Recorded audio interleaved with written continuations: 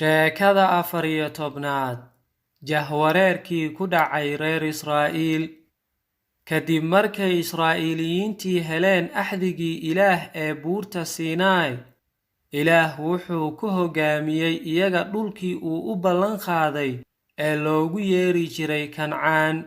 Daruur ayaa hor kacaysay si ay ugu hoggaamiso dhulka ay tagi doonaan. Ilaah ayaa u ballan qaaday Ibraahim, Isxaaq, Yacquub iyo faracooduba inuu sii doono dhulka Kancaan. Laakiin waxaa jiray dad badan oo halkaas ku noolaa, waxaa la oran jiray Kancaaniin.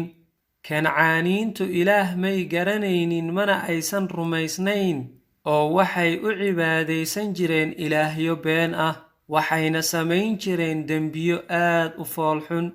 Ilaah wuxuu Israa'iiliyiintii ku yidhi, waa inaad dhammaan ka kaxaysaan dadka Kancaaniinta dhulka laydiin ballan qaaday.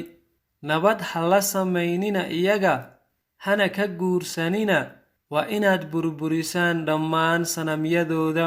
Oo haddii aydan i adeecin aniga, waxaad u cibaadaysan doontaan asnaamtooda.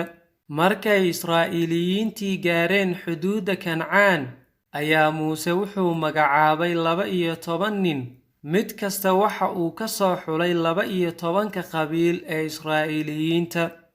Wuxuu amar ku siiyey nimankii uu soo xulay in ay israacaan oo ay tagaan dhulka Kancaan, soona basaasaan waxa halkaas ku sugan iyo sida ay meesha u eg tahay.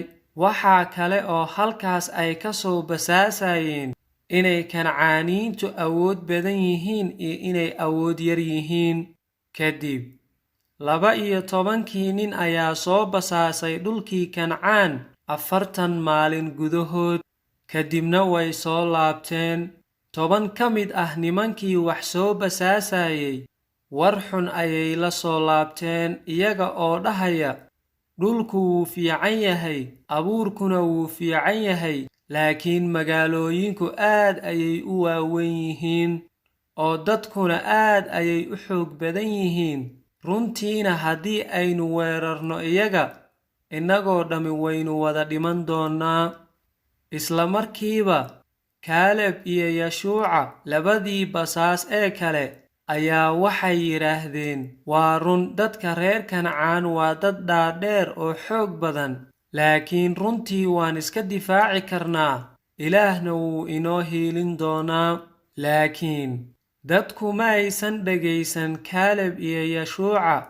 Waxay aad ugu caroodeen Muuse iyo Haaruun kuna yidhaahdeen, maxaad noo keenteen meeshaan dhibaatada badan? Waxaan iska joogi lahayn Masar intii aan halkan dagaal ku dhiman lahayn, oo xaasaskayaga iyo carruurtayada laga dhigan lahaa addoomo. Dadkii waxay rabeen inay doortaan hoggaamiye cusub oo ku celiya Masar. Ilaah aad ayuu ugu carooday dhammaantood, waxayna ruuxdiisii dul joogtay teendhada kulanka. Wuxuuna ku yidhi, laga reebo Yashuuca iyo Kaaleb, dadkiina ka weyn 20 jir oo dhan, waxaad ku dhex warwareegi doontaan saxaraha, waadna ku dhiman doontaan halkaas, weligiinana ma geli doontaan dhulka aan idiin ballan qaaday. Markay dadkii maqleen warkii Ilaah, aad ayay uga xumaadeen dembiga ay sameeyeen, waxayna go'aansadeen inay hubkooda qaataan oo ay weeraraan dadka reer Kancaan. Muuse ayaa uga digay inay dagaal galaan, waayo Ilaah lama jirin iyaga. Laakiin way dhegaysan waayeen warka Muuse uu ku yidhi iyaga. Kadibna dagaalkii waa lagaga adkaaday, qaar badanna waa lagu laayay Israa'iiliyiintii. Kadib Israa'iiliyiintii way ka soo laabteen dhulkii Kancaan, waxayna ku jahwareersanaayeen saxaraha 40 sannadood.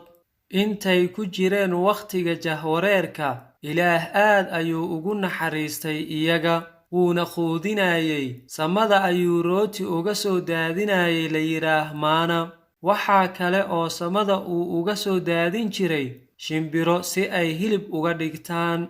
Intii lagu jiray 40 sannadood, Ilaah wuxuu ka ilaaliyey dadka reer Israa'iil in dharkooda iyo kabahooduba dhammaadaan.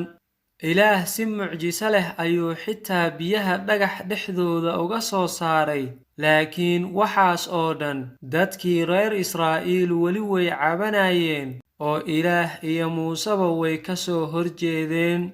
laakiin weli ilaah kama uusan bixin ballantii uu la galay Ibraahim, Isaaq iyo Yacquub.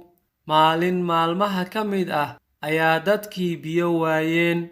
ilaah ayaa muuse ku yidhi, la hadal dhagaxa, biyo ayaa ka imaan doonee. laakiin muuse ma uusan adeecin hadalkii ilaah. kadibna wuxuu dhagaxii ku garaacay ul 2 jeer, halkii uu kala hadli lahaa dhagaxa si biyo uga imaadaan.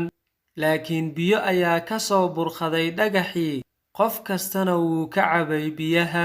laakiin ilaah raalli kama noqon arrinkii uu muuse sameeyey ee uu usha ku garaacay dhagaxa. wuxuuna ku yidhi, ma geli doontid dhulka aan ballan qaaday. kadib markay Israa'iiliyiintii 40 sannadood saxaraha ku wareersanaayeen oo dhammaan dadkii ilaah dembiga ka galay wada dhinteen, ayaa ilaah wuxuu dadkii u waday dhulkii uu u ballan qaaday ee Kancaan. muuse hadda wuu gaboobay. kadibna wuxuu Yeshuuca u magacaabay inuu noqdo hogaamiyaha dadka. ilaah wuxuu muuse u ballan qaaday inuu maalin uu ka dhex dhalin doono dadkiisa nebi aad ugu dhow nebi muuse. ilaah wuxuu muuse dulgeeyey buur dusheeda si uu u arko dhulka loo ballan qaaday. muuse dhulkii loo ballan qaaday dusha ayuu ka arkay, laakiin ma uusan helin inuu galo halkaas.